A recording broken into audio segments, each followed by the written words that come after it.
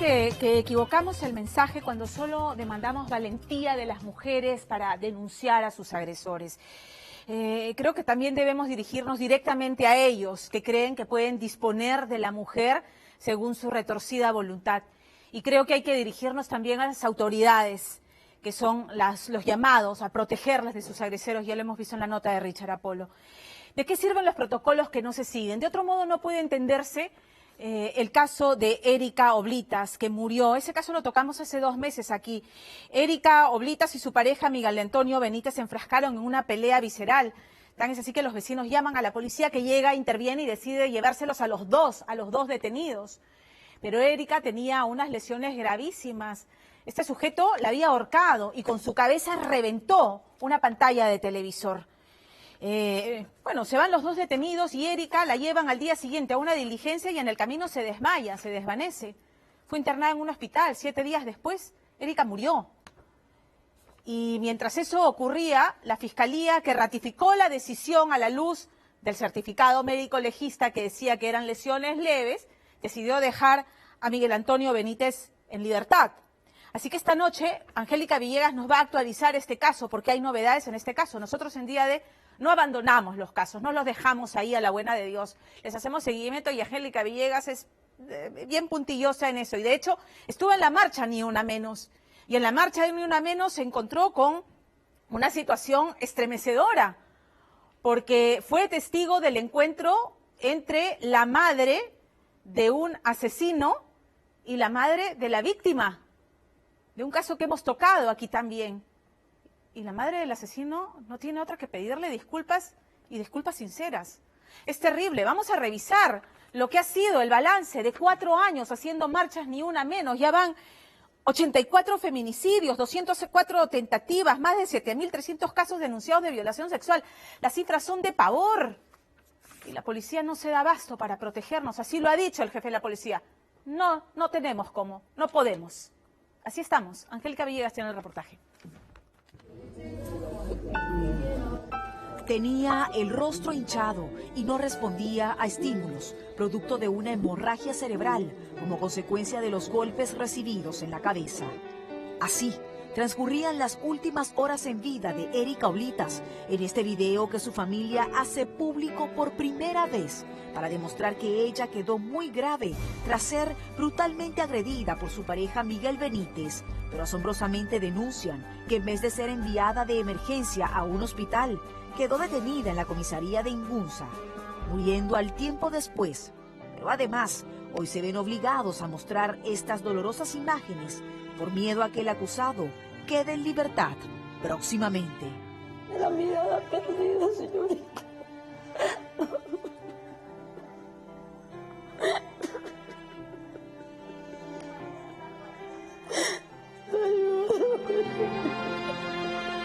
Estos policías están confabulándose, quieren salvar su responsabilidad. ¿Cómo van a decir que mi hija llegó bien? Pero esto no será lo único que los parientes de la víctima muestren en Día D, ya que además presentan documentos que hasta el día de hoy eran un misterio, por lo que reabrimos esta noche el caso Oblitas. ¿Qué más videos? ¿Qué más pruebas, por favor? ¿Qué más pruebas, ministra? Usted como mujer. ¿Qué pasa con la justicia?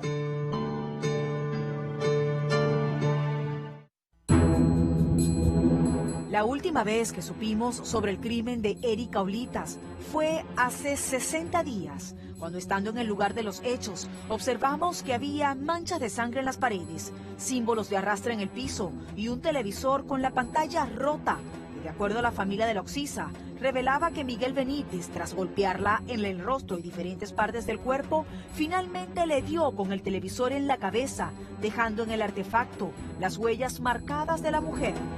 Y hasta ahí pensamos que eran suficientes elementos para que a este presunto agresor se le dictara prisión. Me gustaría saber qué información tuvieron ustedes sobre la orden de captura de este hombre. La orden de captura, al toque no tenía su orden todavía de captura del sujeto. Porque incluso yo recuerdo que los vecinos del barrio tenían información de dónde este hombre estaba escondido. tras los hechos. Esa información ustedes no decidieron aportarla a la policía para que de inmediato lo capturaran. Yo se lo informé a la policía y al fiscal. Y me dijeron que estaban custodiando. ¿Por qué no terminaban de capturar? No sé, señorita. Tuve yo que poner presión. Sin embargo, durante esta semana, los titulares policiales del país informaban la captura del acusado Miguel Benítez, quien teniendo ya denuncias por violencia doméstica y otros delitos, juraba inocencia, mostrándose retador ante las autoridades. Al ver esto, todos pensaban que se había hecho justicia, pero existía el peligro de que este hombre quedara en libertad según la denuncia, ya que un policía que pidió no ser identificado llamó a la familia de la víctima para informarle que el abogado del acusado presentaría a un testigo que buscaba desmentir la hipótesis del feminicidio. Lo único que sé es que hay un testigo que ellos presentan a un venezolano que estaba detenido ese día. Como le dijo el fiscal, hemos puesto la pelota en cancha de los jueces. Como se recordará, cuando la comisaría de Ingunza intervino en la casa donde Erika era golpeada por Miguel, dejando esto en constancia, y además refiriendo que tuvieron que quitárselo a la fuerza, también indicaron que habían llevado detenida a la pareja por presuntas agresiones mutuas. Y es aquí donde un supuesto testigo, presentado por la parte acusada, aparece en este caso. Ellos aducen que fue un testigo que estaba en la misma celda y que vio este testigo que mi hija se dio golpes sola contra la pared. ¿Usted cree, señorita Angélica, que una persona que está moribunda, que no puede hablar, ¿no?, que llegó mal por los golpes propinados por este sujeto, va a poder golpearse contra la pared? De hecho, la madre de la víctima señala que era imposible hablar de un testigo porque cuando fue a visitar a su hija nunca vio otra persona detenida con la pareja. Y para descartar la autolesión referida por la parte acusada, presentó este documento policial que asegura que Erika siempre estuvo bajo resguardo durante su detención. Señorita, ella se va a poder darse golpes de cabeza así o para adelante. Pero es que ahí dice que estaba con presencia policial, era imposible que se golpeara, claro, ¿no? Y Sola. no vamos a poder auxiliarla, mentira, señorita. La familia de la Oxisa pedía responder a la comisaría de Ingunza que estuvo a cargo de la intervención de Erika, ya que, aunque en constatación los efectivos confirmaban que la habían visto con signos de violencia en su rostro, a la vez referían ante Día D que no lucía tan grave como para enviarla a un hospital y que guiados por las lesiones leves denominadas por el médico legista, la regresaron a la comisaría, manteniéndola detenida. Ella ha llegado por sus propios medios a la comisaría. ¿Y cómo podía hablar y caminar si tenía un golpe tan fuerte en la cabeza? Eso yo no lo puedo determinar. Ella no murió porque ella se intoxicó en el hospital, no murió por una bacteria, ella murió por los golpes que recibió. Como repito, no eran evidentes. Pero la madre de Erika desmiente esta versión de la policía sobre el verdadero estado de salud de su hija, presentando fotos y videos nunca vistos de la víctima que captan las condiciones de cómo llegó al hospital, donde la policía la derivó después de 10 horas detenida, luego de que convulsionara y tras ser evaluada por medicina legal. Mire cómo ha quedado un ser vegetal, ha sufrido 7 días, mi hija. Tanto había sido el golpe, tan fuerte, mortal, que no tenía control. En esta foto está todo esto morado, le habían puesto sonda, la boca rota, incluso, señorita, le pusieron unos hilos especiales porque no podía respirar. Los ojos estaban desorbitados, estaba hinchada, señorita, el cuello, el tabique roto. Entonces, ¿es inconcebible que no haya llamado la atención de la policía? Señorita, la policía ha cometido también su negligencia, porque en ese momento debieron de llevarla a ella a un nosocomio más cercano. Ellos dicen que ellos tienen que cumplir con los protocolos y el protocolo indica ir a medicina legal. O sea, más importante para el general ese protocolo y no la vida de las personas. Además, la madre de Oblitas presentó el diagnóstico médico de Erika tras su ingreso al hospital, que indica un coágulo de sangre en el cerebro que días después la llevó a la muerte, donde la necropsia reveló contusión y traumatismo en el cerebro por agente contuso. Y según los deudos, esto revela que la mujer siempre estuvo delicada y que jamás habría podido participar en ninguna diligencia policial.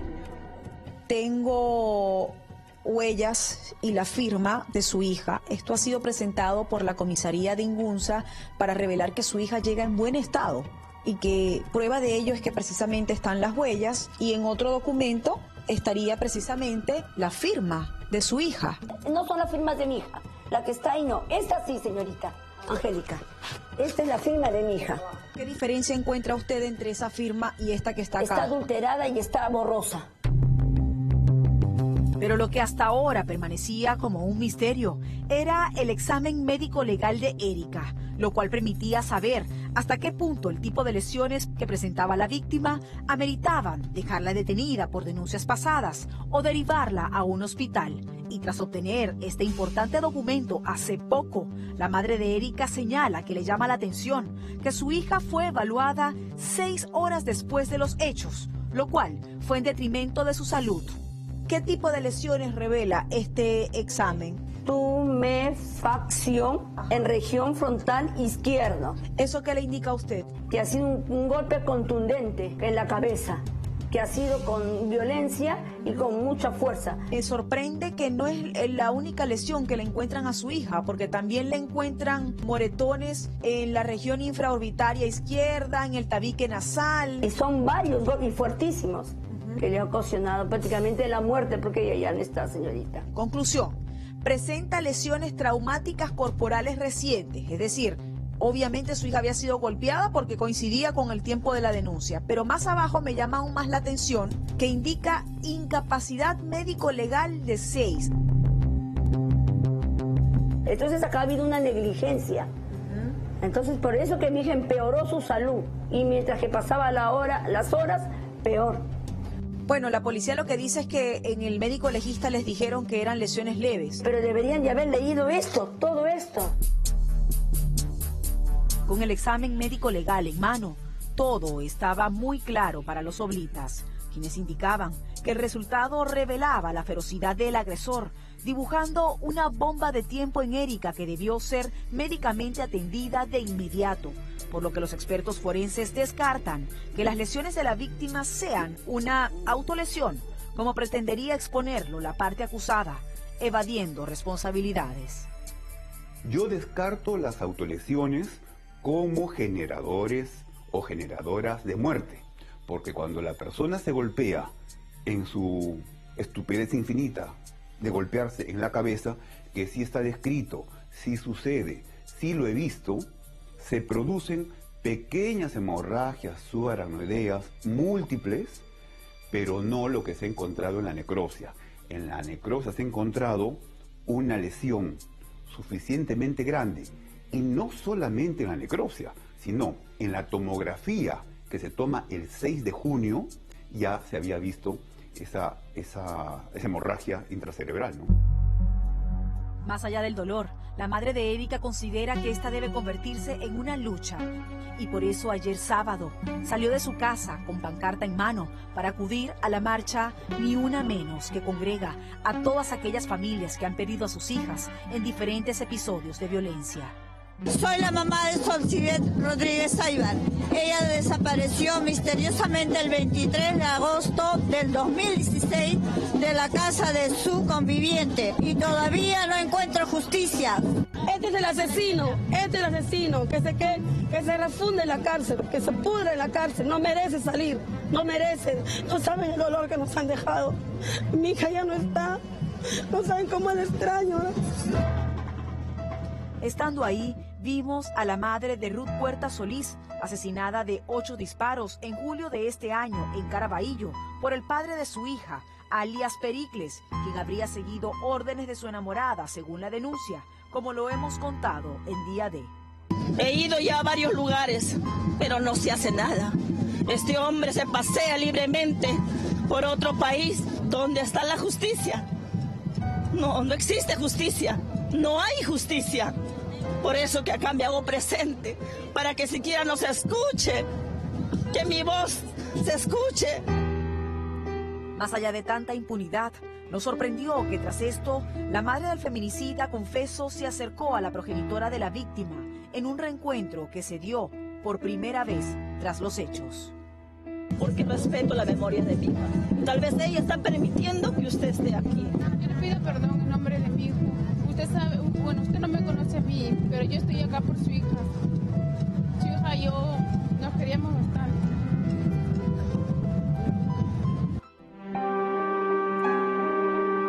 Tan solo el año pasado se reportaron más de 16.000 casos de violencia en el país y en lo que va del presente periodo ya han ocurrido 105 feminicidios.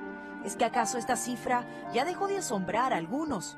Porque en las mujeres sigue generando un inmenso miedo al saber que en la mayoría de los crímenes reina la impunidad, que hoy no deja descansar en paz a Erika, Zaida, Marisol, Ruth, Florinés, Daniela, Roxana y más que no alcanzarán en tantos reportajes.